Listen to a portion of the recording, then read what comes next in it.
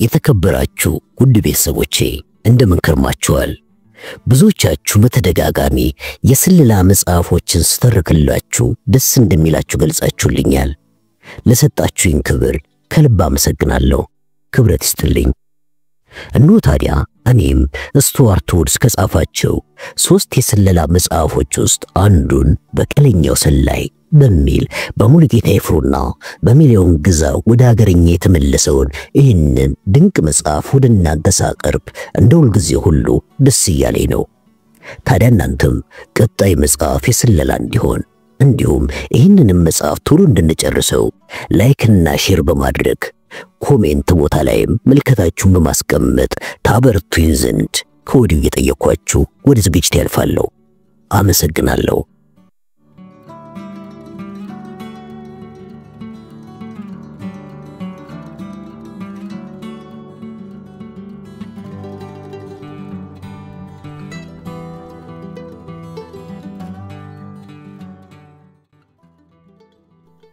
ሂልደር ስልጠና የወሰደባቸውን እንቅስቃሴዎች ሁሉ እጅግ በጣም ጠንክሮ በግሉ ይለማመድባቸው ጀመር።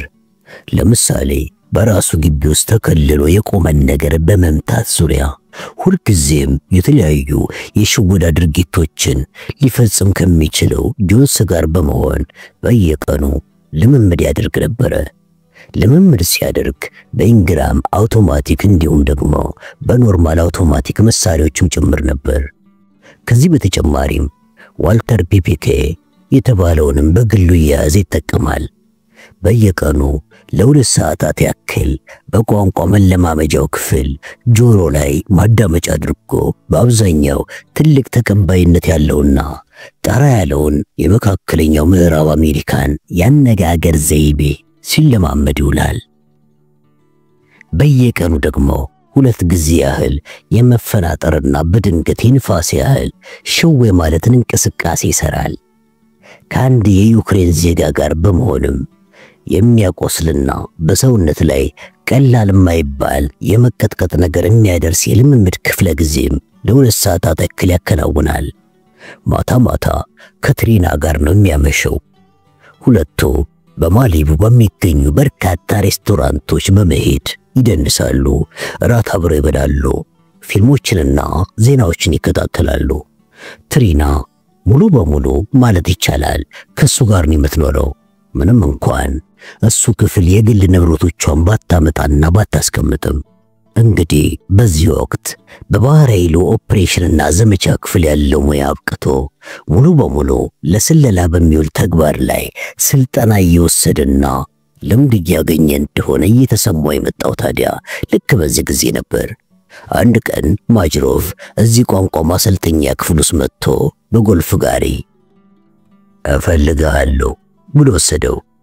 ከዛም እሺ እባክህ እንዴት ይዞሃል ሲል ማጅሮቭ ወደ ደቡብ መሰሉ ዳርቻ መሬት ፈጠን ብሎ በመራመድ ሲጠሙ ጠየቀው።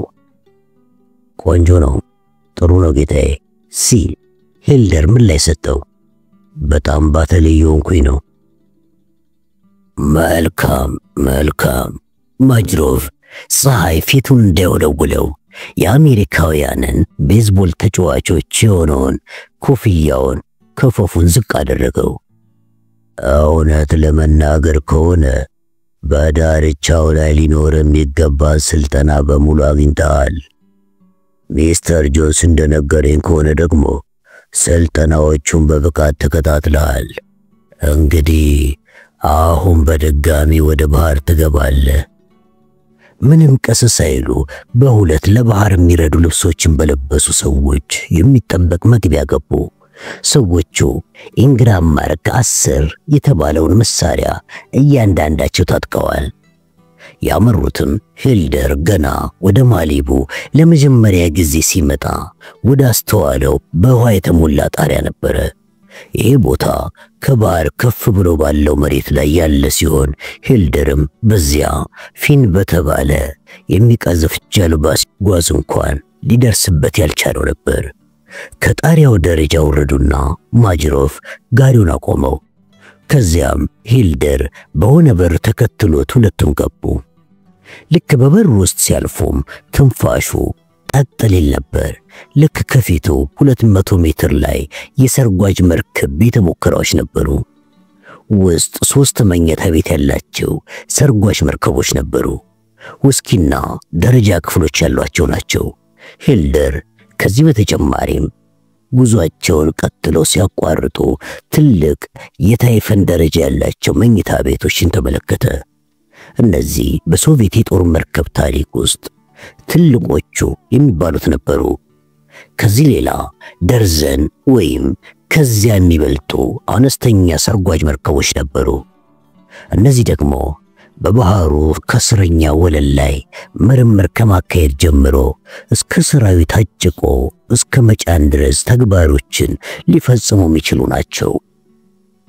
አራተኛ መደብ የሚባሉ ሌሎች 2 አነስተኛ ሰርጓጅ መርከቦችም ያሉ ሲሆን ከታች የተጫኑባቸው ማንሻዎችም ሲታዩ ጫፋቸው የተቆረጡ አስመስሏቸዋል። ሂልደር ደርቆ ነበር የቀረው።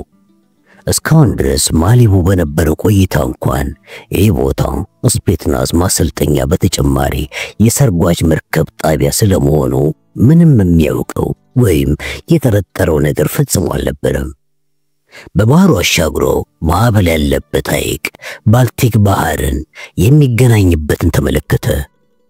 እዚህ ጋር የሚደርስ ወይም ከዚህ የሚወጣ ሁሉ በጥልቀት ተጉዞ ካልሆነ እንደማይመጣም አወቀ።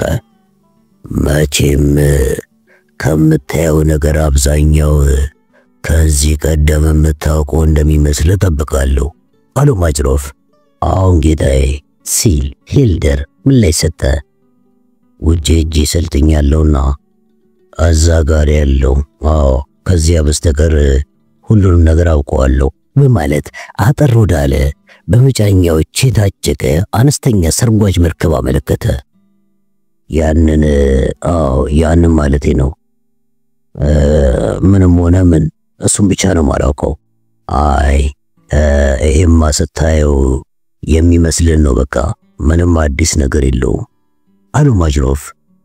የተቆረጠ አራተኛው መደብ ነው።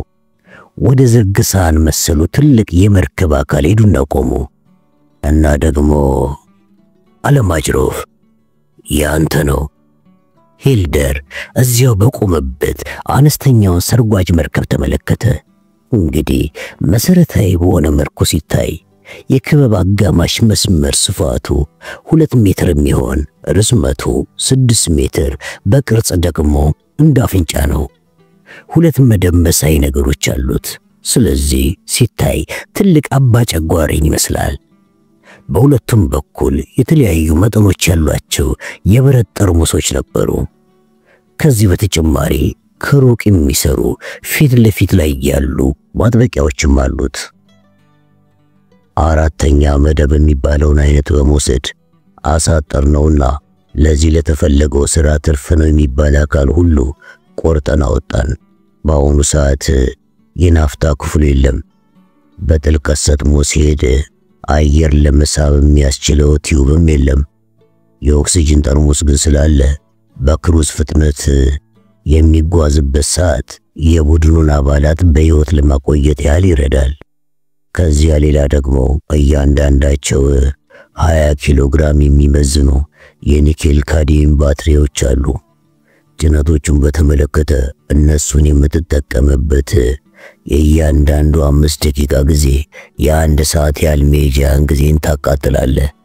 ይህ በፍጹም ልትዘነጋው የማይገባ ወሳኝ ነጥብ ነው። አዎ ልክ ነው ጌታው ሲል ሂልደር ምን ላይ ሰጠ።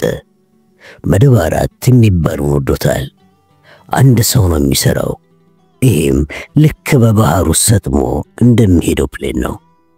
ቁጭ ብሎ 2 ሰዎችን ከማዘዝ ይሻላል።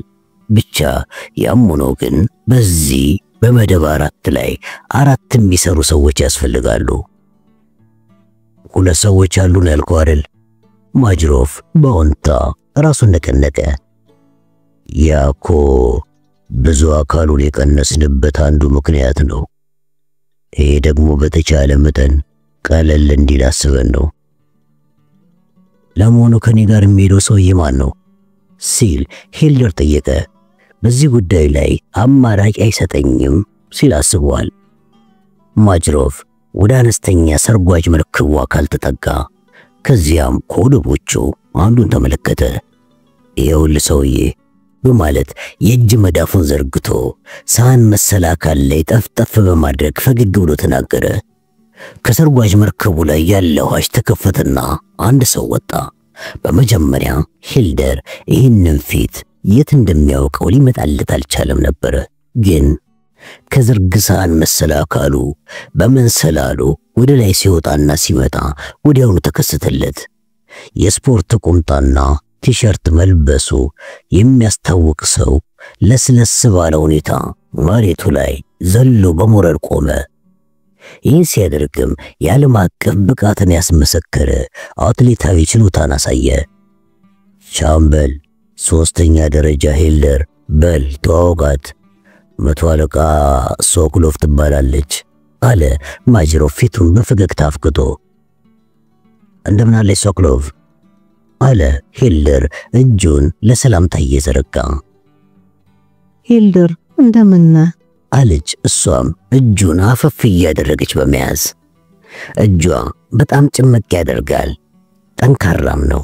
ሂልደር ምንም ቢሆን ከዚህ ቀደም ያየውን ተራርቆ ያሉ አይኖች፣ ግራጫማ ጸጉር፣ በጣም የተስተካከለ መገጭላ ወዘተ ሳያይ ማለፍ አልቻለም። ይቺ ለሂልደር ተመድባ የመጣች ሴት በ1980 ኦሎምፒክ ውድድሮች ሞስኮ ላይ ሲደረጉ በሴቶች ምድብ በ10 አይነት ውድድሮች መቅረብ የቻለችና በተለይም የክሮሞዞም ፈተናን በማለፍ ዓለምን በወቅቱ ያስደመመች ነበረች። እንግዲህ ሶኮሎቭ ያንተ ምክትል የምህንድስና ጉዳዮች ኃላፊ፣ የግንኙነት ኃላፊ፣ ፖለቲካዊ ጉዳዮችን በተመለከተ አማካሪ፣ ብቻ ምን ልበልህ አንድ ሰው ሆና ይሄንን ሁሉ እንድታከናውን የመረጥናት በማለት ማጅሮቭ ዳግመኛ ፊቱን በፈገግታ ፈካው። በትራኩም ላይ ቢሆን ልክ ከዚህ ቀደም እንደነገርኩ በውድድሮች ላይ ያሳየችውን ብቃት እያሳየች እንደምትቀጥል ታያለህ። እንደማይርግጠኛ ነኝ አለ ሂልደር እሷን በማየት ፈገግ ለማለት እየሞከረ። እኔም ተስፋ አደርጋለሁ አለች እሷም ግን ፈገግ አላለችም። ኮስሎቭ አነስተኛ ሰርጓጅ መርከቦችን በተመለከተ በሚደረጉም ወደፊት ለውጦች ላይ አተኩራ ነው ስትሰራ የቆየችው አለ ማጅሮቭ ማሽኑን በባለቤትነት ስሜት መታ መታ እያደረገው። ይልቅስ ለምን ጥቅም እንደሚውል ላሳየ አለ ሂልደርና ኮስሎቭን ወደ ሌላኛው አቅጣጫ እየመራ። ያው መቼም እንደምታውቀው መያዝ የሚያስፈልጋቸው ለትግል የሚሆኑ መሳሪያዎች በመደብ 4 ላይ ደረጃቸውን የጠበቁ ባይባሉ አዎ ለዚህ ግዳጅ ግን አስፈላጊ ናቸው። ልኬን ከተናገረ በኋላ በመጠን ስፋት ዙሪያ ግማሽ ሜትር የሚሆን የማይዝግ ብረት ሲሊንደር ጋር ደረሱ። ይህ እንግዲህ መሳሪያቸውን ሊይዝ የሚችለው ነው፣ ወይንም አሁን ካልኩት ብዙም ያልተለየ ነው። ይሄ አሁን ማሳያችሁ ምሳሌ በኮንክሪት ነው ውስጥ የተሞላው እና በመሰረቱ ደግሞ የተሟላ ነው ቢባልም የመጨረሻ ሙከራ ግን እየተደረገበት ነው። ሰሞኑን በጥቅም ላይ ሊውል ታስቦ የተሰራ የራዲዮ ማሰራጫ ሲሆን በውሃ ውስጥ በትክክለኛ አቀማመጥ ሲሆን በአቅራቢያ ከሚገኝ ሰርጓጅ መርከብ የጥልቀትና የውሃውን የይዘት ምልክት መናገር ይችላል። ከዚያም ከፍ ማለትና ወደ ውሃው አናት በመውጣት በሰርጓጅ መርከብ ላይ ላሉ የተለያዩ ንብረቶችና ክፍሎች ራዲዮ ስርጭት ያደርጋል። ሂልደር ትንሽ ኮስተር ሲል ቅንድቡን ወፈረ። እኔ እስካሁን ድረስ የሚመስለኝ አሁን ባለው የራዲዮና ናቪጌሽን ቴክኖሎጂ በማንኛውም ቦታ ላይ ለመድረስ የጥቂት ሜትሮች ብቻ የሚበቃው ነበር። እንደዛ ነበር ይመስለኝ አለ። ልክ ነው እሱ አለው ማጅሮቭ ፈገግ እያለ። ይሁን እንጂ ይሄኛው ባህር ውስጥ ሊያጋጥሙ የሚችሉ ነገሮችን እንዲለይ ተደርጎ የተሰራው በአይነቱ ብቸኛ የሆነው መሳሪያ ከሞላ ጎደል መደበኛ በሆኑና በተለመዱ ሁኔታዎች ውስጥ የሚያጋጥሙ መግነጢሳዊ መሰናክሎችን እንዲያልፍ ተደርጎ የተሰራ ነው። ከዚህ ሌላ ይሄ መሳሪያ ለምሳሌም እንደ የውሃ ፍጋት፣ ጨዋማነት፣ ቅርብ ጥልቀት ወዘተ ባላቸው ቦታዎች ላይም ችግርን መለየት እንዲችል ተደርጎ የተሰራ ነው። በዚህ ላይ መነኝ። አዎ በቃ አሁን ከዚህ በላይ ምንም ነገር ልነግርህ አልችልም። አዎ እርግጥ ነው ኮሎኔል ሲል ሂልደር ምን ላይ ሰጠ። ምንም ሆነ ምን የኔ ሥራ ነገሩን በጥሞና መረዳትና ከዚያም መተግበር እንጂ ለምን ተሰራ ብሎ መጠየቅ አይደለም። ትክክል ብለሃል አሉ ማጅሮፍ። አንተ ለማረፍ ከምትፈልግበት ቦታ ላይ ከአነስተኛው እና ሰርጓጅ መርከብ ትወረወራለህ። ከዚያም በሰለጠንክበትና በደንብ በምታውቀው አቅጣጫን የመለየት ቴክኒክ በመታገዝ ያንን አደጋ ጠቋሚውን ከሚፈለገው ቦታ 50 ሜትር ያህል ርቀት ላይ ታደርግና ወደ እናት አነስተኛ ሰርጓጅ መርከብ ትመለሳለህ። አንተና ኮስሎቭ በጣም ጥሩ ቅንጅት ትፈጥራላችሁ ብዬ ነው የማስበው።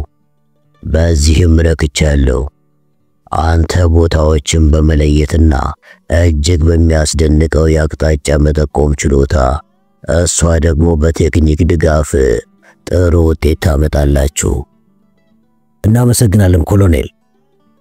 በባልቲክ ከማዕበላማው ሐይቅ ውጪ ለስልጠና የተመቻቸ ሁኔታ በማግኘታችን እድለኛ ነን እላለሁ አለ ማጅሮፍ።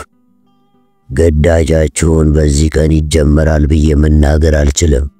በእርግጥም ምናልባት ጥቂት ሰዓታት ብቻ ሊሆኑ ይችላሉ የቀሯችሁ፣ ወይም ደግሞ ማን ያውቃል ጥቂት ደቂቃዎችም ይሆናሉ። ግን ዞሮ ዞሮ የምነግራችሁ ዋናው ጉዳይ ቢኖር በማንኛውም መልኩ ዝግጁ ሆናችሁ እንድትጠባበቁ ነው። ካሁን በኋላ 3 ሳምንት ጊዜ ይኖራል። ሂልደር ራሱን በአሁን ታነቀነቀ። እኔ እንኳን በዚህ አይነቱ የጊዜ ሰሌዳ አጠቃቀም ችግር የለብኝም አለ ሶኮሎቭን እየተመለከታት። ልክ እንደታቀደው የመሳሪያ አሰራሮቹን አስተላልፋለሁ። ሶኮሎቭ ጠበብ ያሉ አይኖቿን በሂልደር አቅጣጫ ወረወረቻቸው። በቴክኒካዊ ጉዳዮች ላይ ምንም ችግር አይኖርም አለች ቀዝቀዝና ቀለል ባለ የሙዚቃ ቃና ያለው በሚመስል ድምፅ። በዚህ እርግጠኛ መሆን ትችላለህ። መልካም እንግዲህ አለ ሂልደር። እንደዛ ከሆነ ኮሎኔል ሙሉ በሙሉ በእኛ ላይ እምነት መጣል ትችላለህ ማለት ነው። እኔም ከናንተ ከሁለታችሁ መስማት የፈለኩት ይህን መሰሉን ዝግጅት ነው አለና ማጅሮፍ ፈገግ ብሎ ሂልደርን ትከሻው ላይ መታ መታ በማድረግ አበረታታው። ይልቅስ ዛሬውኑ ሶኮሎቭን በአነስተኛው ሰርጓጅ መርከብ አጠቃቀም ዙሪያ አሰልጥናት አለው።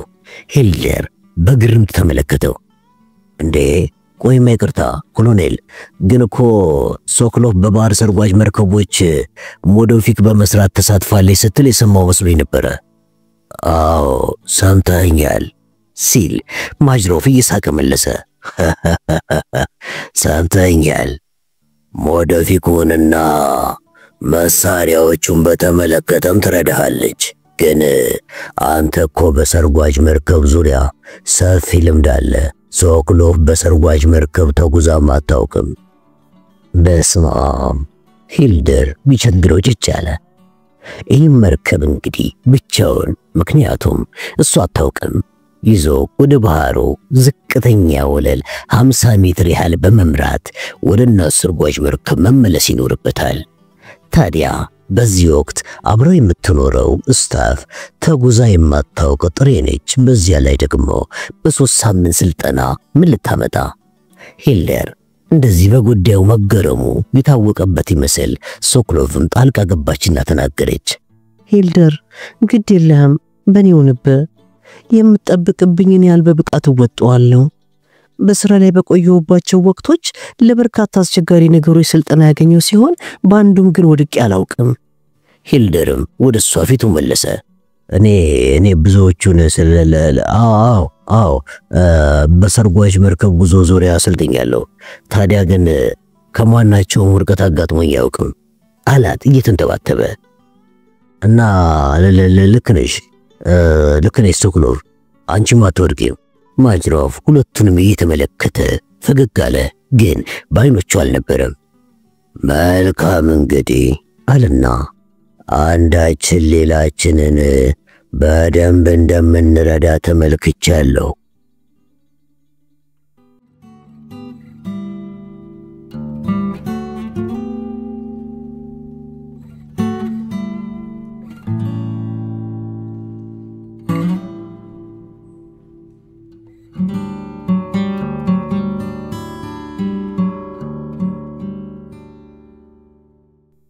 ሮል 35ኛ የልደት በዓሏን በምታከብርበት ጠዋት ላይ ወደ ኤጀንሲው ስትገባ ወደ ዋናው ቢሮ የሸኛት ድብ የሚመስል ከዚህ ቀደም ሳላውቀው አልቀርም ብላ የተጠራጠረችው ሰው ነበረ። ኢድራውልስ እኔ አላምንም በማለት ተጠራችና ማን ነው ብሎ ግራ በመጋባት ዞሮ ድንብርብሩ ሲወጣ ሳቀችበት። እንዴ አንቺ ነሽ እንዴ? ራውልስ በማጉረምረም አይነት ተናግሮ አቀፋትና ሳማት። እንዴት ነሽ ሊምባክሽ? እሷ የተከበረች ጸሐፊ ሳለች እሱ ሮም ጣቢያ ነበረ። ካለፈው እንደማይሻለኝ እገምታለሁ። ይልቅ አንተስ? ቤቴስ? ፈገግ አለ። እኛም ካለፈው አይሻለንም ብለን ወደ እውነቱ በደንብ ቀርበናል። አዎ ቀርበናል መሰለኝ። በተለይ አንድ ላይ ሆነንም አተይኝ አለና ጠቀሳት። አንቺን የማመሰግንባቸው ብዙ ነገሮች አሉ። ሮል ትዝ ሲል አሳቀች። ኢድራውልስ ሮም በነበረበት ሰዓት የአምባሳደሩ ሚስት በማማገጥ አብሯት ወሲብ ይፈጽም ነበረ። ግን ታዲያ ይሄ ኩባንያው ውስጥ ያሉት አለቆቹ የወደዱለት ነገር አልነበረም። የሆነ ሆኖ ግን ትልቅ ችግር የመጣው ከሚስቱ ነው። ይቺ አለው ባይ ኃይለኛ የማትበገር ሴት ባሏን አሳምራ ታውቀው ነበረ። ታዲያ በፈረንሳውያን ተደርጎ በማይታወቅ መልኩ አንድ ቀን በሌሊት እንደለመደው አምባሳደሩ መኖሪያ ሲሄድ በጨለማ በመያዝ ቁም ሳጥኗ ውስጥ ከታ ቤቴን ወይም ባለቤቷ ሲመጣ መጠጥ ቀርታ ጨዋታውን አቀለጠችው። እሱ ቁም ሳጥን ውስጥ ወብቆት ላበላብ ሆኖ ልብሶቹ መሃል መከራን ያያል። በዚህ ተነሳም ኢድ ፈሪያ እግዚአብሔር ወይንም ደግሞ ቢያንስ ፈሪያ ቤቴን እንበለው በውስጡ ተቀረጸ። ያም በቂ ነበረ። እውነትም ስፖርት ትሰራለህ በማለት ሳቀችበት። ቤቴን መቼም በዛ ሌሊት ይዞ ቢሆን ኖሮ የተመኘው ቀርቶ ቲምበር ውስጥ ነበር ከአሳዎች ጋር የምታድረው። ነገር ግን ይህ ስትል ከስራ የመባረር እድሉ ከፍተኛ የነበረ ቢሆንም ስለዚያ ጉዳይ ሆን ብላ ምንም ሳታነሳ ቀረች። ታዲያ እንግዲህ ከዚህ አሳዛኝ አጋጣሚ በኋላ እርጋታን የተላበሰው ግን በባህሪው ትንሽ ዘብረቅ ያለ የነበረው ኢድራውልስ ከዚህ ቀደም በሲአይኤ ውስጥ ማንም ቢሆን አድርጎታል ከሚባለው በላይ በርካታ ኦፕሬሽኖችን በሶቪየቶች ላይ በተሳካ ሁኔታ አካሂዷል። እንደውም በዚህ ተነሳ በኩባንያው ውስጥ በአሁን ሰዓት በሳይመን ተይዞ የሚገኘው ምክትል ዳይሬክተርነት ስልጣን የእሱ ሊሆን ይገባ ነበረ እስከ ማለት የደረሱ በርካታ ናቸው። ታዲያ ምን እግር ወደ ላንጅሊ ጣለ? ለስራ ጉዳይ አላት ራውልስ። ሩልም ከዚህ አልፋ መጠየቁ ምንም ዋጋ እንደማይኖረው በፍጥነት ተረዳች። እኔ ምልሽ አዝናለሁ፣ ግን ስላንቺና ስለ ሳይመን ጉዳይ ሰምቼ ነበረ። በእውነት በጣም ያሳዝናል። ኧረ እባክህ እንግዲያውስ አንተ ብቻ ነው የሰማኸው ስትል ወዲያውኑ መለሰችለት። ከዛም እኔንና ሳይመንን ጨምሮ ማለት ነው። ያው በስጋዊ ህይወት አይቀሬ ከሚባሉ ስህተቶች አንዱ ነው። ግን ጥሩ ልጄን ከዚህ ሁሉ ጉድ አወጣው። አዎ ሌላው ጉዳዩን በጣም የከፋ የሚያደርገው እሱ ነው። አይ ግን ይቅርታ አድርጊልኝና ላጤ ሆኖ መኖር ለአንቺ ሳይስማማ አይቀርም። ለምን ቢባል ይበልጥ ስሜታዊ ስትሆኝ ነው የምትታየው። አመሰግናለሁ ጌታው። ሴት ልጅ በ35ኛ ዓመት ባህሏ ላይ ይሄንን ብትሰማ በጣም ነው ደስ የሚላት። እንዴ አንቺ ትቀልጃለሽ እንዴ? 35 ሞላሽ? በይ በዚህ አይነቱ ጨዋታ እስከዚህ እድሜሽ በመግፋትሽ እንኳን ደስ ያለሽ። እኔ ግን ሳልደብቅም ነግረሽ ሳይመን የቤት እመቤት ያደርግሻል የሚል ጽኑ እምነት የነበረኝ መሆኑን ነው። ወደ ሶቪየት ቢሮ ስትገቢ ነው ይሄንን የሰማሁት። ታዲያ ፈነጠስኩኝ።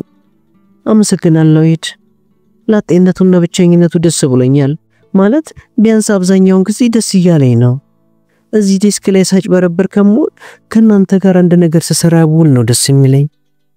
ኮሪደሩን አብረው በማለፍ ሩልም አሳንሱር አብረው ጠበቀች። ልጆች መቼም አሁን ኮሌጅ እንደገቡ አልጠራጠርም። ራውልስ በወንታ ራሱን ነቀነቀ። ሚሊ ገብታለች። ኤዲ በዚህ ዓመት ነው የጨረሰው። በመስከረም ያገባል። የሚገርም ነው። ግን እኮ አንተ ለአያትነት በጣም እድሜ ያነሰ። አታምኚኝም የኔ ጣፋጭ? ግን በወራ ጥር 50ኛዬን ያዝኩ እኮ። አዎ ደነገጥሽ? እኔም ደስ አለኝ፣ ደስ ብሎኛል። እና ታዲያ መካከለኛ የእድሜ እርከን ላይ መድረሱን እንዴት አገኘኸው እባክህ? እኔም ከጥቂት ዓመታት በኋላ እዛ መድረሴ ስለሆነ ነው የጠየቅኩ። ልኬን ጊዜ የአሳንሱሮቹ በር ተከፈተና ራውልስ ገብቶ በሩ እንዳይዘጋ ላፍታ ያህል ያዝ አደረገው። ግን ይኸውልሽ አዳምጪኝ ነፍሴ፣ ይኸውልሽ እኔ ያኔ 35 ዓመት ላይ ሳለሁ ገና መካከለኛ እድሜ ላይ ነኝ ብዬ አስብ ነበረ። አሁን ግን 50 ሞላኝ በማለት በሩን ሆን ብሎ ለቀቀው። 35 እውነትም መካከለኛ እድሜ እንደሆነ አውቃለሁ በማለት የጀመረውን አረፍተ ነገር ሳይጨርስ ፈገግ ባለው ፊቱ ላይ በሩ እንደፈለገው ተዘጋለት። ሮል ባኳኑ ተገርማ እዚያው ባለችበት ቆማ ራሷን ነቅነቅ በማድረግ አሰበችና ወዲያውኑ ወደ ቢሮ አገሰገሰች። ከናላይሲስ የመጣው ማርቲኒ ይጠብቃት ነበረ። ግን እሷ ፍጹም ምቹ ተሽከርካሪ ወንበር ላይ የቀን እንቅልፍ ሸለብ አድርጎት ነበረ። ሮል ቀስቅሳ ከማስነሳቷ በፊት ለሁለቱም ቡና ቀዳች። ይቅርታ ምን ባክሽ እንቅልፍ ይዞኝ ወንበርሽ ላይ ተጋደምኩኝ እኮ አላት ገና በመንቃቱ እየተጨናበሰ።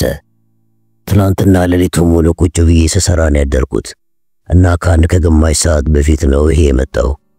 አንድ ያየሁትና ግን ቤት ሄጄ ከመተኛቴ በፊት ቢያንስ ላሳይሽ ብዬ ነው አለና እንደ ኤንቬሎፕ ያለ ነገር ወደሷ ሰጣት። ሩል ጠረጴዛዋ ላይ ያለውን አስተካክላ ቦታውን በማጥራት ማጉያ መነጽሩን አወጣችው። ማርቲን ደግሞ ከኤንቬሎፕ ውስጥ ያንን በሳተላይት የተነሳውን አወጣው። አሁን ይበልጥ አንግል ባለበት ሁኔታ ነው ተነስቶ የመጣው አለ ወደ ሆነ አቅጣጫ እየጠቆመ። ይሁን እንጂ ያውኑ ፎቶ ላይ መርሴዲሷ በጎን በኩል የምትታየው እና ታርጋዋን ማየት አይቻልም። ግን ያ ቢሆንም በሌላ በኩል ደግሞ የተሻሉ ዝርዝሮችን አግኝተናል። እስኪ ተመልከቺው። ሩል ማጉያ መነጽሯን ልክ እሱ ባለበት አቅጣጫ አስተካከለች። ላፍታ ያህልም ያንን ቦታ ደጋግማ ተመለከተችው። ምንድነው? የጎልፍ ጋሪ? እኔም ሳየው እንደዛ ነው መሰለኝ። ግን እዚህ ቦታ በጣም ቀረብ ያለው የጎልፍ ኮርስ ያለው ፊንላንድ ነው። አዎ ብቻ እሱን ተይው። ደግሞስ በሶቪየት ግዛት ውስጥ የጎልፍ ጋሪ ተገኘ ቢባል እንኳን ያስኬዳል እንዴ? እሱ ሳያስኬድም አለች ሩል እያሰበችበት። ሰምቼ አላውቅም። ሩሲያ ውስጥ ጎልፍ አይሆንም። ሌላ ትኩረትሽን የሚስብ ወይም ደግሞ ያስገረመሽ ነገር አይተሽ ይሆን ሲል ማርቲን ጠየቀ። ሩል በድጋሚ ተመለከተች። አዎ ሁለቱ ሰዎች አሉ። ሁለት ሰዎች። አንደኛው የጎልፍ ወይም የቤዝቦል የሚመስል ኮፍያን አድርጓል። አዎ ግን እሱን ማለት አይደለም። ዘብ የቆመው ሰው ተመልከችው። ሩል ተመለከተች። የጎልፍ ጋሪው ወደ ትንሽ በር የሚያመራ ሲሆን ያ በርም ቦታውን ከቀሪው የግቢው ቦታ የሚለየው ይመስላል። አንድ መለዮ የለበሰ ሰው ትከሻው ላይ አግድም መሳሪያ አንጠልጥሏል። ከዚያ በኋላ ታልፎ ሲኬድ ግን የባህሩ ጫፍ እንጂ ሌላ ምንም ነገር የለም። ለመሆኑ ጋሪው ወዴት ነው የሚሄደው? ስትል ሩል ጠየቀችው። ምንም ትርጉም አይሰጥም እኮ። አንድ በሌላ በኩል ድንጋያማ የውሃ መሬት ካልሆነ በስተቀር ሌላ የሌለው የሚጠበቅ በር። ታዲያ ምን ይባላል? አይደለም ይኸውልሽ፣ እኔ እንደዛ ማለት አይደለም አላት ማርቲን ትዕግስት እያጣ። እስኪ ዘው ያደገቡ መሳሪያ ተመለከችው እና ምንነቱን መናገር ትችያለሽ። ሮል መነጽሯን ባለበት ቆሞ ጋሪውን ሰላምታ ይሰጥ ወደ ነበረው ዝግ አደረገችው። መሳሪያው አሁንም ጀርባው ላይ ይታያል። ትንሽ ደብዝዟል ግን እንዴ በስመ አብ ማርቲን፣ ኢንግራም አውቶማቲክ እኮ ነው የሚመስለው። ውዚ የሚሉት ሊሆን ይችላል እኮ አላት ማርቲን። ሆኖም ግን በውዚ ላይ እንደዚህ ያለውን ማፈኛ አይቻለውም። እንዲያውም ማካሰር ነው ይመስለኝ። አንድ ሌላ ተጨማሪ ነገር ደግሞ ላንሳ፣ ከዛ ሄዳለሁ። ወደ ውሃው ሲያመለክታት በፎቶግራፉ ጫፍ ላይ ያለም ቦታ ነበር ያሳያት። እስኪ ይህን ተመልከችው። ሮል ማጉላ መነጽሯን ወደ ተባለው ቦታ በማመልከት በጣም አተኩራ ተመለከተች። ያየችው ነገርም ምን ሊሆን እንደሚችል ለመገመት ሞከረች። በውሃው ላይ አንድ ነገር አለ። አንድ ትንሽ የሆነ ነገር ነው። ይህ ነገር በውሃው አካል ላይ በማለፍ እንዲያውም ለስለስ ባለው የውሃው አካል ላይ ምልክት እየፈጠረ ነው። አባዬ አሳ አጥማች ነው አለችው ሮል። እና ይሄን ነገር ሳየው ትንሽ ማለት አባዬ እንደመጎተቻ ገመድ የሚጠቀምበት ነው የሚመስለው። አባዬውን ያርኩህንና ይሄን የምታሳየኝን የሚመስል ገመድ በውሃው አናት ላይ ያስቀምጣል እና እሱን ነው የሚመስለው። ትልቅ ሆነብኝ እንጂ አባዬ በሱ ግን ምንም ይዞ እንደማያውቅ አስታውሳለሁ። እንደዛ ነው የሚመስለው ሲል ማርቲን ስምነቱን ገለጸ። ግን ይሄኛው ተለቅ ይላል። እንደውም እኔ ዝም ብዬ ሳየው ሰርጓጅ መርከብ በመባል የተሰራ የጥቃት ፔሪስኮፕ ነው የሚመስለው። ሮል አተኩራ ተመለከተችው። እርግጠኛ ነህ? ማርቲን ሳቀ። አረ ቅንጣት ታክል እርግጠኛ መሆን አልችልም፣ ግን እስኪ ይህን ደግሞ ተመልከችው በማለት ከዲስኩ ላይ አንድ ካርታ ዘረጋ። የአሜሪካ፣ የእንግሊዝ፣ የስዊድን ወይም ደግሞ የፊንላንድ ለመርከብ ሲባል የተሰራ ካርታ የለም፣ ግን ከአየር ላይ የተነሳ ለባህር ጉዞ የሚያገለግል አግኝቻለሁ። እዚህ ጋር የሳልኩት 4 ማዕዘን ይታይሻል? ይኸውልሽ ይሄ በሳተላይት በተነሳው ፎቶ ላይ ኮኦርዲኔቶቹ የሚይዙት ቦታ ነው። ወፋችን ከሰሜን ምዕራብ ወደ ደቡብ ምስራቅ አቅጣጫ ነው የምትንቀሳቀሰው። በዚህ የተነሳ ነው የቦታው 4 ማዕዘን እይታ ትንሽ ጋድድ ያለው። እዚህ ጋር ደግሞ ይኸውልሽ እዚህ ጋር ደግሞ ባልቲክ አለ። እዚህ ጋር ደግሞ የላቲቪያ ባህር ዳርቻ፣ ይኸው እዚህ ጋር ደግሞ በዳርቻው ውስጥ ለቻባይ ዘርስ የተባለ ውሃ ማለትም የውሃ አካል አነስተኛ ቁራጭ ነገር ነው። ይኸው እዚህ ጋር ደግሞ ጠበብ ያለ መግቢያ አለ። ምናልባትም ተፈጥሯዊ ነው፣ ግን ደግሞ በሌላ በኩልም መርከቦች እንዲዘልቁበት በመባል ተሻሽሎ በአዲስ መልክ የተሰራ ሊሆንም ይችላል። ምናልባት ሰርጓጅ መርከቦች ከዚህ ይሆናል የሚነቀቁት። ሮል በፎቶግራፉ ላይ ያለውን ነገር ተመለከተችው። ግን እኮ ፔሪስኮፕ ለመባል በጣም መጠኑ አነሰብኝ አለችው። ለጥቃት የሚሆን ፔሪስኮፕ ነው ሲል ማርቲን ደግሞ ምን ላይ ሰጠ። ሰርጓጅ መርከቦች ለአጠቃላይ ጥቅም ሲባል የተሰራ ፔሪስኮፕ አላቸው፣ ግን በቦታው አቅራቢያ የጠላት መርከብ ቢኖር እንዲህ በጣም ያነሰ አይነት ይጠቀማሉ። ይሄ በጠላት በደንብ ሊታይ የማይችል ነው። እንዳውም እንደኔ ከሆነ መጠኑ ለተባለው ዓላማ በጣም ትክክለኛ ነው። ሮል በሳተላይት በተነሳው ፎቶ ላይ ዙሪያውን ተመለከተች። ለመሆኑ በዚህም ሆነ በሌላ ፎቶ ላይ የሰርጓጅ መርከቦችን ማቆሚያ ሊያመላክት የሚችል ነገር አይተሃል እንዴ? ማርቲን ራሱን ነቀነቀ። አላየውም።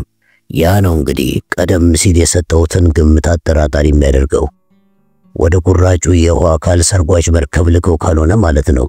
ግን እዚያ ጋር ምን ሊሰሩ እንደመጡ በምን ይታወቃል? ተነሳና ጃኬቱን ታግሎ ማለት በሚቻል ሁኔታ ለበሰው። እንግዲህ ይሄንን መገመቱ የኔ ስራ አይደለም። እኔ ምስሎቹን ማየት ነው ስራዬ። አንቺ ነሽ ትንተና የምትሰጪው ስራሽም ያ ነው። ይልቅ ቤቴ ሄጄ ልተኛ። አመሰግናለሁ ማርቲን አለች ሮል።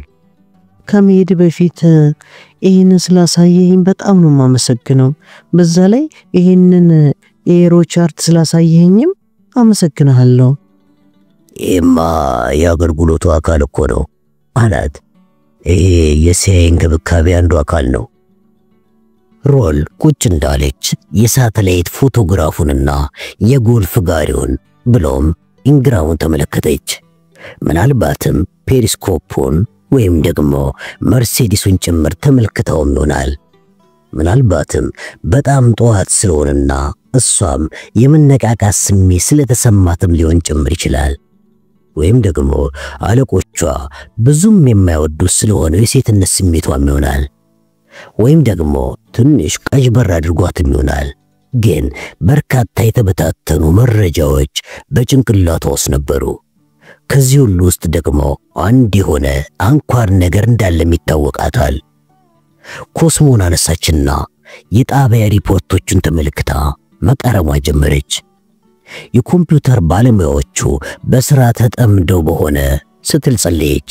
ለምን ቢባል ጠረጴዛዋ ጋር መተው ከሆነ እነዚያን ወሳኝ የሆኑ ወረቀቶች ሁለተኛ አታገኛቸውም።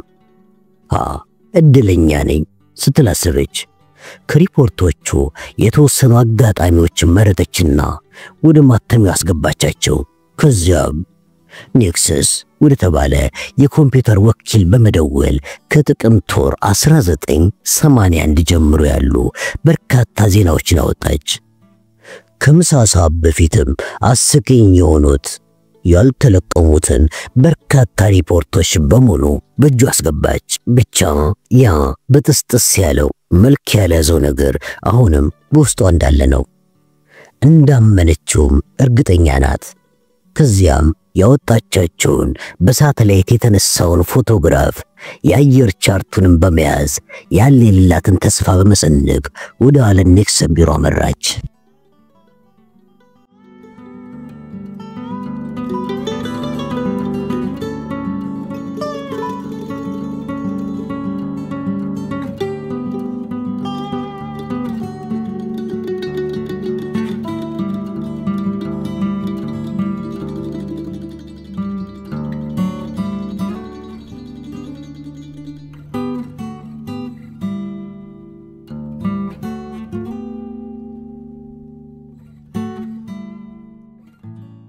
ሄልደር ምቾቱ በማይደላ የፕላስቲክ መቀመጫ ላይ ተቀምጦ መዝገቡን ድጋሚ መረመረው። ቀላል ሰርጓጅ መርከቧን ከሶክሎፍ ጋር ደህና አድርጎ ፈትሿል። በመርከቧ ላይ የሚገኙ የኤሌክትሮኒክስና ሌሎች መሳሪያዎችን ማንቀሳቀስ እንደምትችል ያውቃል። የባህር ሰርጓጅ መርከቦች ልምድ የሌላት መሆኑ ግን ረብሾታል። ግን በአየር ሰርጓጅ መቆጣጠሪያዎች አቀማመጥ ምንም ችግር ለመፍጠር የሚፈቅድ አይደለም። መርከቧን መንዳትና አቅጣጫዋን መቆጣጠር እንዲሁም የግንኙነት መስመሮችን ማንቀሳቀስ ትችላለች። መቀመጫቸው ፊትና ኋላ መሆኑን ወዶታል። ይሄ ቀፋፊ ፊቷንና የሞት አይኖቿን ፊት ለፊት ለመመልከት አይገደድም። ከበላዩ በስተግራ የተሰቀለ መስታወት አለ። ይሄ የኋላ እይታ የሚጋብዝ አቅጣጫን አልያዘም። ከሌላ ረዳት ጋር ቢሆን እንዲስተካከል ትዕዛዝ ማስተላለፈ ነበር። ሆኖም ከባለሪ ሶክሎፍ ጋር ስለሆነ ይህን አቅጣጫ መያዙን ወዶታል። ደግሞ ጠረን አላት። ወደ መርከቧ ገብተው ገና 5 ደቂቃ ሳይሆናቸው ቦታው በሚሰነፍት ሽታ ተሞላ። ፊት ለፊት ወዳሉት ወደቦች ተመለከተና በየተራ በህሊና ቀረጻቸው። ከፊሉ የመስታወት አንጸባራቂ መመልከቻዎች ከውሃ በታች ሲሆኑ፣ የላይኛው ክፍሎች ደግሞ ከውሃ በታች ናቸው። የጥገና አባላቱ ገጽታዎችን መልሶ አፈጠጠበት። ከመካከላቸው አንዱ አውራ ጣቱን አሳይቶ ማበረታቻ ሰጠው። እሱም በተመሳሳይ መልክ ምላሹን ሰጠ። ለመጥለቅ ዝግጁ አለ፣ ለራሱም ለሶክሎፍም እየተናገረ። ዝግጁ አለች። ካፒቴን ወይንም ሌላ የመርከበኝነት ማዕረግ አስቀድማ ስላልጠራችው ተበሳጭቷል። ንዴቱ ግን እንዲታይበት አላደረገም። አስፈላጊ የሆኑ ቃላትን ከናካቴው መጠቀም የምትፈልግ አይደለችም። እየጠለቅን ነው ብሎ በስተቀኝ ወደሚገኙት መቆጣጠሪያ ቁልፎች እጁን ዘረጋ። ቁልፎቹን ተጫናቸው። አስገምጋሚ ድምፅ ተሰማና ሰርጓጅ መርከቧ በፍጥነት ትሰምጥ ጀመር። 2 ሜትር ላይ ስትደርስ ጠለልህን ያዝ ብሎ ለራሱ ትዕዛዝ ሲያስተላልፍ ጣቶቹና ሰርጓጅ መርከቧ ትዕዛዙን ፈጸሙለት። ለአንድ የባህር ኃይል ረዳት ቡድን ትዕዛዝ መስጠት ተለምዷል። ብዙ ጊዜ ስለሚወስድበት ይህንን መተው ይኖርበታል። በድንገተኛ ሁኔታ ጊዜ ትዕዛዝ ማስተላለፍ ብቻ የሰከንድ ሽራፊ ማባከንን አይፈልግም። ተንሸራታቹን የፍጥነት መቆጣጠሪያ 2 ኖቶች ላይ ያደረገው። ይሄ ፍጥነት ከመንሳፈፊያ የ3 ኖቶች ፍጥነት ያነሰ ቢሆንም መርከቧን በጥሩ ሁኔታ ለመቆጣጠር ግን በቂ ነው።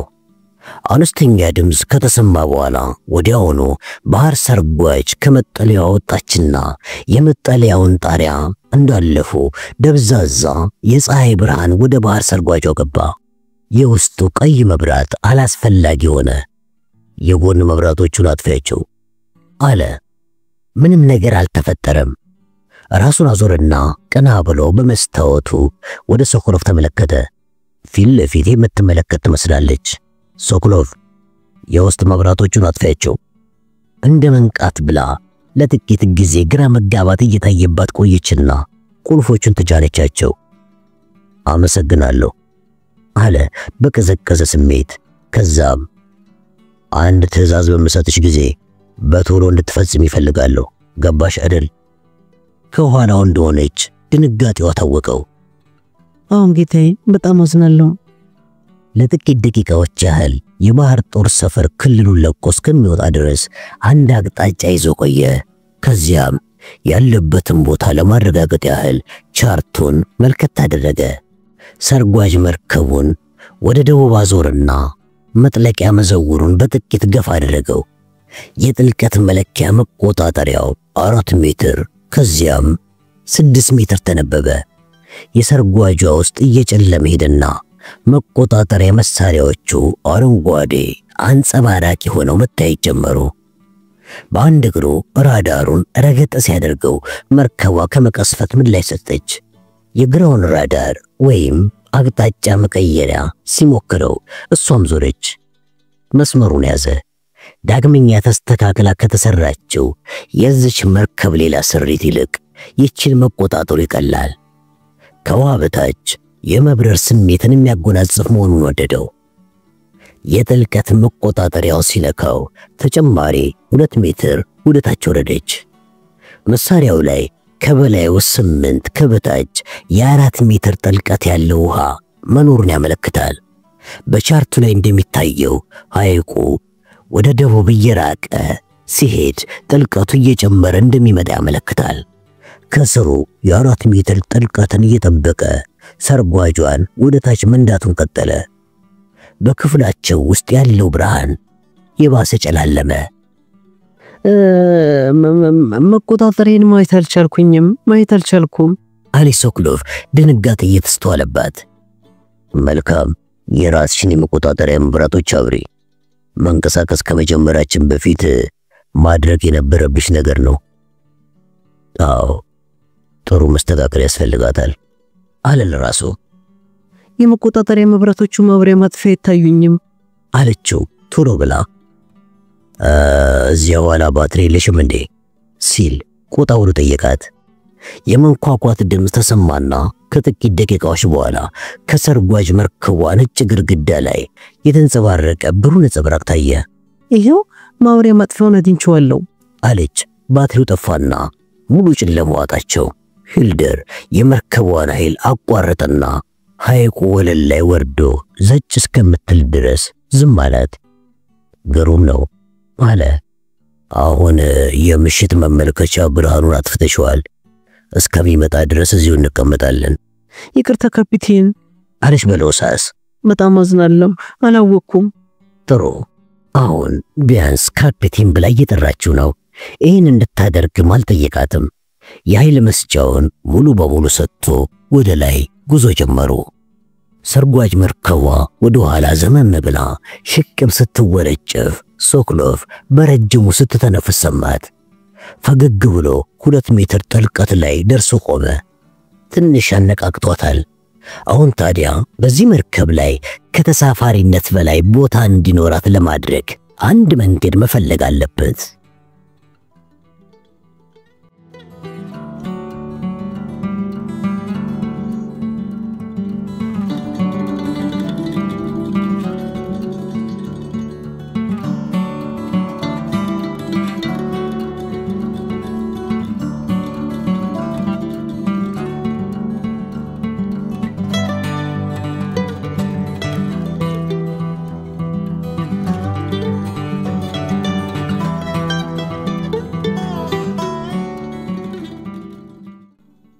ሮል ከአለን ኒክሰን ፊት ለፊት ጠረጴዛው ትይዩ የተቀመጠችው ቆራጥ ልብን ይዛ ነው። አንድ እጅግ ጠቀሜታ የጎላ ነገርን መያዟን ደመነፍሷ እንደነገራት ሁሉ ይሄ ውይይታቸው አንድ ውጤትን ያምጣ አያምጣ የሚወስነው ይሄው ነገር መሆኑ ታውቋታል። እሷና ኒክሰን እንዲሁም ሌሎች ሰዎች ሆነዋል። አዎ እሷ በስራዋ ልምምድ፣ ስልጠና፣ ብልህነት፣ ፈጣን ውሳኔ ሰጪነትን እንዲሁም ድፍረትን አግኝታለች። ግን እርምጃዎቿ ምን አይነት ፖለቲካዊ ተጽዕኖ ሊያመጡ እንደሚችሉ መገምገም አስቸግሯታል። ኒክሰን በገምጋሚና በመዛኝነት ሳይሆን የሰለጠነው በበላይ አመራር ትምህርት የሚመራው ፖለቲካ ነው። ስለ ስለላ ሁኔታዎች ቅድመ ምርመራ የሷን ያህል ብቃት ባይኖረው ወጪ ለማግኘት ወይም እርምጃ ለመውሰድ ፍቃድ ለመጠየቅ በሚንቀሳቀስበት ጊዜ ተሳስቶ አያውቅም።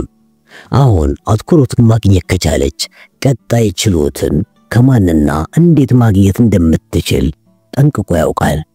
በረጅሙ አየር ሳበችና መናገር ጀመረች። አለን እርዳታ እንፈልጋለሁ። ሐሳቧን ከመግለጽ ይልቅ በተማጽኖ መጀመሩ ከሁሉ የተሻለ መስሎ ታይቷታል። እንዴት አኬት የፈለግሽውን ላደርግ እችላለሁ ብሎ ኒክሰን እግሩን ጠረጴዛው ላይ ሰቅሎ እጆቹን አጣመረ። ሮል ያቋኑ በጎ ፈቃደኝነቱን የሚያመለክት መሆኑን ጠንቅቃ ከልምዷ ታውቃለች። ከዚያም ጉዳዩ ስለ ማጅሮፍ ነው እንዴ አለ። ችግር መጣ። ስለዚህ ጉዳይ ቀድሞውንም አልተቀበላትም ነበር። ከፊሉ ነው አለችው። ግን ከዚያም በጣም ይሰፋል። ከመጀመሪያው እንዳብራራል ፍቀድልኝ። ይህን ነገር እንደምታውቀው አውቃለሁ። አዎ አብጠርጥሮ ያውቀዋል። ግን ለኔም ሆነ ላንተ ሲባል ይህን ጉዳይ ማያያዝ ይኖርብኛል። ስለዚህ ታግሳ አዳምጠኝ። ኒክሰን በማስተዋል ራሱን ከፍ ዝቅ አደረገላት። በኦክቶበር 1981 የሶቪየት ህብረት ንብረት የሆነች ዊስኪ ደረጃ ያላት ሰርጓጅ መርከብ ስዊድን የባህር ዳርቻ አካባቢ በሚገኝ በጥብቅ የሚጠበቅ የጦር ሰፈር አጠገብ ተዘዋወራለች። እንደምታስታውሰው ይህ ክስተት በዓለም ዙሪያ ትልቅ የመነጋገሪያ ርዕስ ሆኖ ሰንብቷል። ከዛ በኋላ በተለያዩ የስዊድን ግዛቶች ላይ ብዙ የሰርጓጅ መርከብ ወይም የፔሪስኮፕ የውሃ ላይ የርቀት መመልከቻዎች ተስተውለዋል። ስቶክሆልም ላይ ምሳ ለመመገብ የወጣ አንድ የስዊድን የባህር ኃይል መኮንን በከተማዋ መሃል የፔሪስኮፕ ጀልባን ተመልክቷል። ይህ የሆነው 3 የአሜሪካ የጦር መርከቦች እዛ በነበሩበት ወቅት ነው። ይህን መሰል ነገሮች ተስተውለዋል። የኒክሰን ቅንድቦች ወደ ላይ ተለጠጡ። አሁን ይሄ ሙሉ በሙሉ አዲስ ክስተት አይደለም። የሶቪየት ባህር ሰርጓጅ በስዊድን የውሃ ክልሎች ላይ መታየታቸው ለብዙ ዓመታት ሲነገር የቆየ ነበር። እኛ የገመትነው የወዳጅነትም የጠላትነትም መንፈስ በሌለበት ሁኔታ መኮንኖቻቸውን ጠንከር ያለ ልምምድ እየሰጧቸው ነው ብለን ነበር። በአመት 20 ጊዜያት ገደማ ይመላለሳሉ። ግን ከዊስኪ በቋጥኞች ላይ ገጠመኝ በኋላ ቁጥራቸው በአመት ወደ 200 አሻቀበ። ጥቂቶቹ ልዩ የሚያደርጋቸው ሁኔታዎች ነበሯቸው። እንዴት አለ ኒክሰን ይህን ሁሉ ያውቃል ብላ እንደምታስብ ዘንግቶ። በመጀመሪያ ደረጃ ሰርጓጅ መርከቦቹን ፊት ለፊት በሚጋፈጧቸው ጊዜ እንደ ድሯቸው እግሬ አውጪኝ ብለው አይፈረጥጡም። ባልተለመደ ተደጋጋሚነት እየተባረሩ ሳይቀር ወደ ስዊድን ግዛት የበለጠ እየሰረጉ ይገባሉ። ሁለተኛ ሰርጓጅ መርከቦቹ ብቻ ሳይሆኑ ጠላቂ ዋናተኞች ከላያቸው ላይ ይወረዱ በዋና ደረቅ መሬት ድረስ መግባታቸው ተቀባይነት ያላቸው ሪፖርቶች ደርሰውናል። ጥቂት ሚሊሻዎች ቢተኩሱባቸው ይዘዋቸው ግን አያውቁም። ከሁሉም በላይ የሚገርመው ግን እኛም ሆነን ስዊድኖች የኛ መንግስትና ሰራዊታችን እንዲሁም ደግሞ የስለላ ኃይሎቻችን የነሱ መንግስትና ሰራዊታቸው እንዲሁም የስለላ ኃይሎቻቸው የሶቪየት ኃይል ይሄንን ለምን እንደሚያደርግ የሚያብራራ ታማኝ መላምቶችን ማቅረብ አለመቻላቸው ነበር። ብዙ መላምቶች ነበሩ፣ ከስልጠና ጀምሮ እስከ ቀልድና ጨዋታ ሊሆኑ ይችላሉ የሚለው ግን ሶቪየቶች ከዚህ በሚያገኙት ጥቅምና ከሚያጡት ነገር ሚዛን አንፃር ምክንያታዊነታቸው የሚዋጥ አልሆነም። ለምሳሌ ሰርጓጅ መርከቦቻቸው ስዊድን ውስጥ በተያዙ ጊዜ ያለ መገናኛ ብዙሃን በጋድ አዋርዷቸዋል። ግን ይህ አልገታቸውም፣ እንደጠቀስኩት ይህ አልገደባቸውም። እንደውም ከዚያ ሁኔታ በኋላ ቁጥራቸው በ10 እጥፍ ጨምሯል። ልክ ነሽ። ነገሩ በሙሉ በርግጥ ግራ የሚያጋባ ነበር። ለምን እያደረጉት እንደሆነ የሚያብራራ አዲስ መላምት አለሽ እንዴ? ሮል እጇን ወደ ላይ አነሳች። አዲስ ባይሆንም የቀድሞውን የሚደግፍ ሌላ ሐሳብ አለኝ።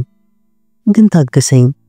እዚህ ላይ የምናክላቸው ሌሎች ጥቂት ሐሳቦችም አሉ። በጣም የተበታተኑ ቢሆኑ ተሰብስበው እንደ ምስል ሊፈጥሩልን ይችላሉ።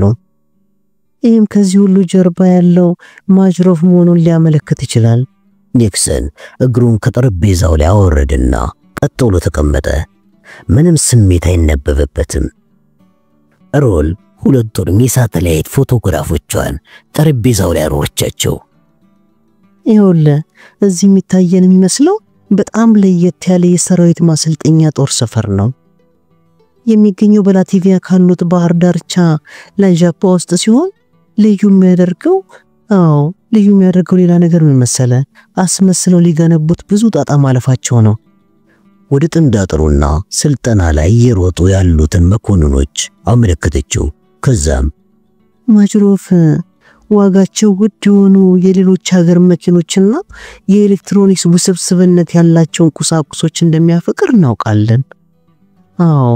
እዚህም ጦር ሰፈር ውስጥ አስተውል፣ ማርሴዲስ 500 ኤሲ አውቶሞቢል ትታያለች። እቺ መኪና ከሞስኮ ውጭ አትገኝም። ከዚህ ሌላ የጎልፍ መጫወቻ ጋሪ ይኸውልህ፣ እንት ያለ ይኸው። ኒክሰን ከጠረጴዛው መሳቢያ ውስጥ ትልቅ ማጉያ መስታወት አወጣና የጎልፍ ጋሪዋን መረመራት። ሮል ፎቶግራፉን በጣቷ እየተበተበች እዚህ ጋሪ ላይ ካሉት ሁለት ሰዎች አንዱ ማለትም ኮፍያ ያደረገው ማጅሮፍ ነው ብዬ የዓመት ደሞዜን እወራረዳለሁ። የማጅሮፍ እዚህ መገኘት ደግሞ የዚህ ጦር ሰፈር አስፈላጊነት የትየለል ያደርገዋል። ሌላስ ምን ይዘሻል ኬት? ጠየቀ ኒክሰን። ትንሽ ግምት ያለው ግን ግራ የሚያጋባ ከሌሎች ሁኔታዎች ጋር የሚገጣጠም ነገር አለኝ። በሁለት የባህር እግረኛ ጦር ሰፈሮች ያሉት የልብስ ንጽህና ቤቶች ድንገት የሚያጥባቸው ሸሚዞች ቁጥራቸው እጅግ ቀነሰ። ማለት ከፍተኛ ቁጥር ያላቸው መኮንኖች ወደ ሌላ ስፍራ ዝውውርን አግኝተዋል። ሌላው ባለፈው ወር ከብሪታንያ የጦር መሳሪያ ዲፖ ውስጥ 2000 የኢንግራም ማርክ 10 2000 ጦር ጠመንጃዎች ተሰርቀዋል። ይህን ዘብ ተመልከተው። የሳተላይት ፎቶግራፉ እንደሚጠቁመው የያዘው ጠመንጃ ኢንግራም ማርክ ነው።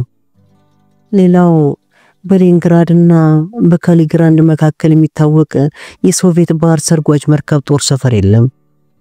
ብቃቱ የተረጋገጠው የምስል ምርመራችን ግን እዚያ በፖላንድ ድንበር አቅራቢያ የሚታየው ነገር የባህር ሰርጓጅ የውሃ ላይ የርቀት መሳያ መሳሪያ መሆኑን ይገልጻል።